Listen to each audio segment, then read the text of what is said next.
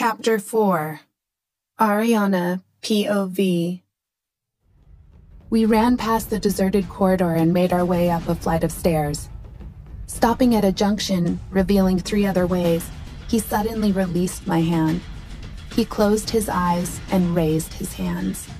My eyes widened as blue light danced at his fingertips. I screamed as a ball formed and dashed to the left as he took my hand and started to run in the direction the flying ball went. Tears were flowing from my eyes and my vision blurred. I just want to go home. I want all of this to be a bloody nightmare and wake up with my baby next to me. I shook my head. No, I need to be strong. I need to find my son. I kept chanting that in my head as I followed the stranger. I trust him. I don't know him, but I still feel he's the one I could ever trust. He isn't here, he said, pausing and looking at me, but I was busy looking at the wooden door filled with weird writings and designs. I put my hand on the door and started pushing it, but it didn't budge. I tried again, and this time, I tried to knock it down with my leg. Open! Bullshit! I shouted as I tried to run and attack it. Stop, Ariana. It is enchanted. You're only hurting yourself, he said as he grabbed hold of me. I tried to free myself from his grip so that I could continue trying to break the door, but he was too strong. He quickly turned me around and hugged me, and an unknown warm sensation filled my heart. My body calmed down, and so did my mind. I slumped against his body and started to cry as he rubbed my back. You're tired, my queen. I will do it, he said as he kissed my forehead before passing me to another guy. He then, like before, raised his hand and blue light danced around his fingertip. He placed the palm forcibly on the door and shouted some unknown words. The door started to burn and melt before it completely disintegrated. He looked back at me and smiled before walking in. Wait! Hey! Let go of me! Let me go with him! I pleaded and struggled, but this guy was strong. Your Highness, don't worry. He will bring your son, he said, but I ignored him and still struggled. Minutes passed by like hours, and finally the blue-eye guy came out of the room. He had a boy on his arm. The boy was bruised and unconscious. Noah! I shouted as I kicked the guy and ran to him. Noah, baby! Open your eyes, please! It's Mommy, I said as I lightly shook him. Don't. He is physically drained and weak. He needs time to heal, the mysterious guy said as I stared at him. He was looking at my son with love and concern, as though he is the most precious thing in the world. Your Majesty, the enemy has retreated, waiting for your further orders, a voice came from behind. Another guy in weird medieval clothing walked in with a huge sword. Ah yes, good work, General. You can return to the castle. I have to take care of her, he replied. But, Your Highness, the order, the general said as the blue-eyed guy smiled. I will deal with that later. Right now, they are my priority, he said, smiling down at me. Of course, Majesty. I'm glad I'm one of the first few to see the King's bride, the general said, bowing at me. I stood there wide-eyed as he exited the place. I turned around and looked into the pair of hypnotizing blue eyes. King's bride? I asked as he smiled. Yes, my love, he said as he stepped forward. I stepped back, panicking. Do not worry. I will never hurt you, nor let anyone hurt you. You are my queen, he said as he again took a step forward. Who are you? I asked as his smile turned to a sad one. I knew you will ask that question. I thought I was prepared for it, but I guess I'm not. I didn't want you to forget me, but I had no choice, he said sadly as he moved closer to me. I cursed the wall as it prevented me from going further backward. My queen, I am yours. I'm your Alistair, your love, and the father of this beautiful being, he said as he looked down at Noah with love. He looked back at me and smiled. I will come to you very soon, but now you should rest, and so should Noah. I don't want to leave you alone, but I have to. We will meet real soon, my queen, he said as he put his hand on my forehead. I love you, he said as bright blue light shined between his hand and my forehead before it blinded me into darkness. Chapter 5. I put my knees close to my chest and hid my head in between, trying to process things. It is a dream, right? Another confusing dream just like the last time. But I once again look at my wrist. A red mark surrounded my white skin. It looks faded and almost healed, and I have no pain. But these marks are definitely new. Not only my wrist, but also my ankles. Both the exact place those chains tightly lay. Noah, I said as I got out of the bed and rushed my way to his room. My body felt tired and weak, and I want nothing more than to stay in the bed.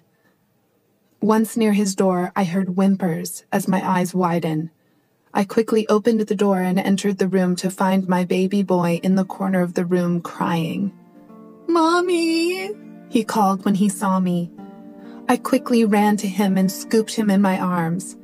He quickly hugged me and cried as I rubbed his back while swaying lightly. "Mommy, I dreamed of a bad guy attacking us and he tried to take you. I fought him, but I felt dizzy suddenly. Then, when I woke up, I was in a dark place. The same bad man came and hurt me. It was really scary," he said, crying. The dream. It's the same dream I had. So it's not a dream, but that man who saved us. Who is he? Is he really my son's father? It's okay, my baby. Mommy is here with you now. It was just a very bad dream, but now you're safe with Mommy, I said, trying to console him, although I'm starting to doubt if it is a dream. No, stop it, Ariana. It's a bad dream. A very bad dream. Magic doesn't exist, and you have defiantly not seen the father of your son. I scolded myself as I shook my head and hugged him even more tightly. Okay, so my show starts at night, 8. Here is the pass for you both. The dress he has to wear is ironed and put on the left end of the cupboard. Give him something light to eat. No heavy food, because the after party will involve a buffet, I said to the new nanny as she nodded. She seems nice, and Noah immediately took a liking to the lady. She is an elder brunette woman with streaks of white hair here and there. Noah, Mommy is going for work. I want you to be a good boy and not make trouble for Mrs. White here, I said as he nodded with tears in his eyes. I sighed as I kissed his forehead. The moment I told him I was going for work, he started crying, saying he doesn't want me out of his sight. I wished I could bring him to work, but today is an important event, and I'm one of the main models. The place will be packed with workers all running around to make the events perfect, so it will be impossible to have him with me. After an hour of convincing him, he finally allowed me to go. You will see Mommy at night on stage. I hope you will support and clap for Mommy, I said as he smiled and kissed my cheek. My Mommy will be the best, he shouted. I kissed back his cheek. I stood and looked at Mrs. White, who was smiling at us with pride. I will be off to work. Take care of him, I said as she nodded. Not to worry at all, miss, she said as I bid goodbye and made my way to work. Ariana, you're next, the event manager said as I nodded and stood in the line. I took a deep breath and shook my shaking hands. I have been doing this for years now, but still I'm a nervous wreck. Stop, pose, turn, walk. Stop, pose, turn, walk. I kept chanting. The makeup artist came and gave me a final touch-up. She lined the satin peach color pleats of the gown and adjusted the pink glitter bodice. "All good, and you look pretty," she commented as I thanked her. "Aria, you're up," the manager said as I nodded and made my way through the backstage curtain. I walked to the middle, and for a second my eyes were blinded by the light.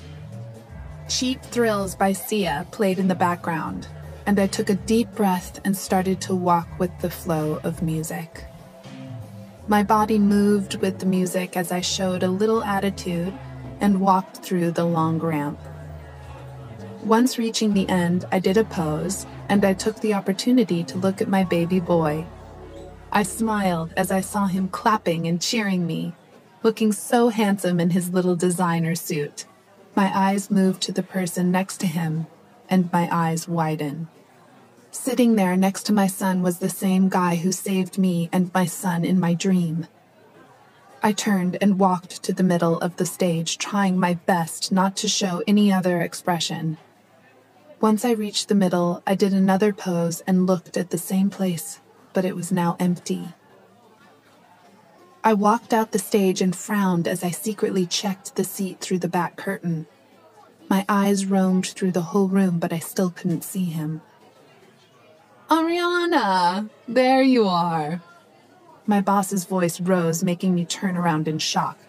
"Oh, Juliana, you scared me a little," I said as she raised her eyebrows a little.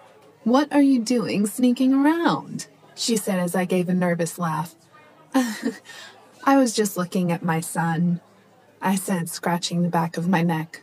"Oh, don't lie. I know you were looking for him," she said as my eyes widened. "Him?" I asked as she nodded. "Yeah, that is why I came here. To tell you that he is waiting inside your changing room," she said. "Who is waiting in my changing room?" I asked as she looked at me like I grew two heads. "Your husband, who else?" she said as I looked at her in shock. "What?" I said, not believing this. "Now, go fast," she said as I ran to my changing room. "My husband? Is he the same guy I saw earlier? The one that saved me?" I ran faster, tripping a few times on my high heels. "Shit," I said as I stopped and removed my heels and ran up the stairs. I opened the door to my changing room and my heels slipped from my hands as I stared at the person in front of me. Standing there, all handsome and heartbreaking, was the same guy. The guy that was there when I ramp walked down the aisle. The guy that saved me from that place. The guy that claimed to be my baby's father.